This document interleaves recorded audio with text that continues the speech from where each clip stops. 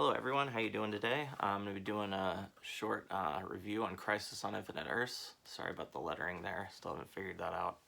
But it was written by Marv Wolfman and penciled by the late George Perez. It was a 12-issue miniseries put out by DC in 1985. And the reason they did it is at this time, the stories were becoming somewhat convoluted with all the different Earths and trying to figure out which Earth it was between issue to issue. And also it created kind of a problem each time a Golden Age character wanted to cross over to, or any character from another Earth wanted to cross over to this to do the story. Instead of just teaming up, they had to cross over Earths. So I know that's a common occurrence today, and it's a pretty interesting idea, which is why they went back to it. But at the time, they thought it would be much easier just to consolidate everybody to one Earth, and that way they could team up and get rid of the Earths that they didn't want to deal with anymore. So, in my opinion, the story was very well done. The one thing, one of the detractors I would say is that there's so many characters in it. Like basically every character in the entire DC universe, not just the superheroes, Batman, Superman, characters like that, but also characters from the Western comics, from the War comics, old Golden Age characters that people had forgotten about. Like every little character you can imagine, which was kind of the point of the book. They kind of wanted all those characters in there. So that's, but I wouldn't let that be a deterrent because it's actually a very good story. It's kind of hard to follow sometimes. Plus there's the new characters like Pariah, Monitor, Harbinger. But they did a good job building with those character developments and stuff. So I wouldn't let that be too much of a detractor. They did a very good job giving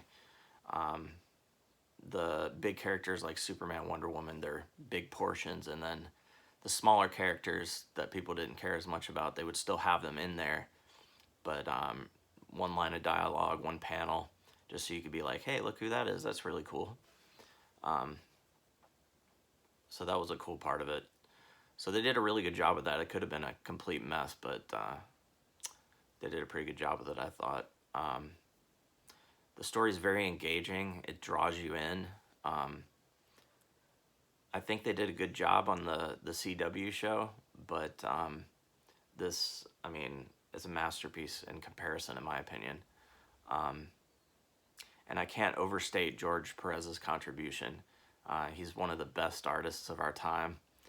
He passed away recently, and he will be sorely missed. But his thing was cramming as many characters as he could into a panel, which was amazing. I mean, as someone who doesn't draw, it blows me away that somebody could do that in such detail. And he must know a lot about the DC universe to have all those characters, but a lot of times it's fun to try to name as many characters as you can on a splash page, because it can be tough. The amount of characters in there, just small characters like Geoforce, or even smaller characters than that.